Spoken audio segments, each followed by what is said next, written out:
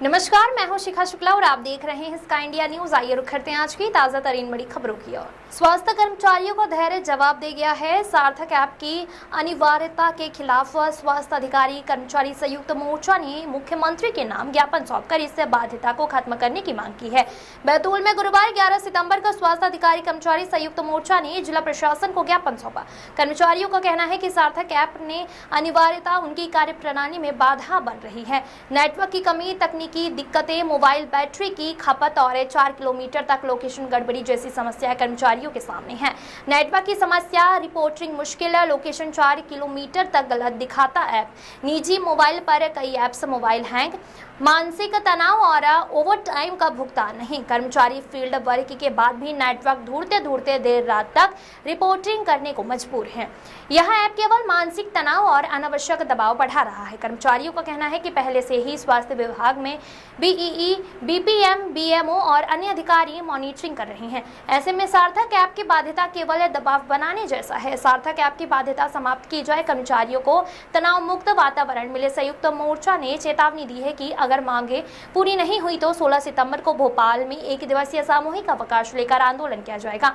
अब देखना होगा कि सरकार कर्मचारियों की मांग पर क्या रुख अपनाती है। रोजी खान की रिपोर्ट। बताइए, आज आप लोगों ने ज्ञापन दिए हैं, किस बात को लेकर ज्ञापन दिए? ये जो ज्ञापन है, स्वास्थ्य विभाग में जो सार्थक के माध्यम से जो जमीनी कार्यकर्ता हैं, हमारे जो भी हैं कर्मचारी हैं और जो अधिकारी हैं, उनकी जो अटेंडेंस हो रही है उसके विरोध में दिया गया है। और ये क्लियर किया गया है कि किसी भी सूरत में हम जो है सार्थक ऐप को हम एक्सेप्ट नहीं करेंगे, क्योंकि उसमें बहुत सारी कुछ तकनीकी खामियाँ हैं।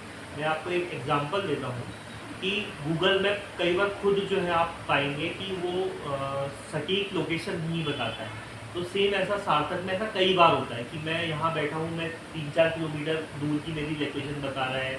कभी कभी ऐप प्रॉपर वर्क नहीं करता, उस दिन लोकेशन नहीं लग रहा है। दूसरा, आप ये सोच सकते हैं जैसे बैतूल जितना बड़ा भौगोलिक क्षेत्र है कि हमारी जो सबसे दूरस्थ सीएससी है वो लगभग 100 किलोमीटर दूर है। बोरदई हो गया है, ठीक है, भीमपुर हो गया है। तो वहाँ के जो दूरस्थ जो ग्रामीण अंचल के जो अंदर के वन्य इलाके हैं, वहाँ पे कई जगह तो नेटवर्क भी नहीं रहता है। आप यदि समझिए वहाँ की जो सीएचओ है या वहाँ के जो कर्मचारी हैं, उनका कभी मोबाइल ही ख़राब हो गया, मान लीजिए, मैं अभी तो मान लेता हूँ कि सबके पास मोबाइल है, ज़रूरी भी नहीं है कि सबके पास एंड्रॉयड मोबाइल हो, और अगर हैं तो उनको चलाते भी आते हो। बहुत सारे ऐसे कर्मचारी आपको मिल सकते हैं। अब वो अटेंडेंस नहीं लगा पाए तो उनकी अटेंडेंस है वो उस दिन की अटेंडेंस या कुछ दिनों की अटेंडेंस अमान्य हो जाती है।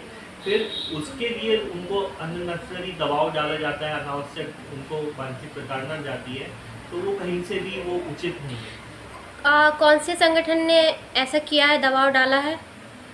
संगठन क्या, जो भी अटेंडेंस वेरीफाई करने के लिए जिस भी ब्लॉक को लोगों को अधिकृत किया जाता है, उनके द्वारा कभी कभी ऐसा किया जाता है।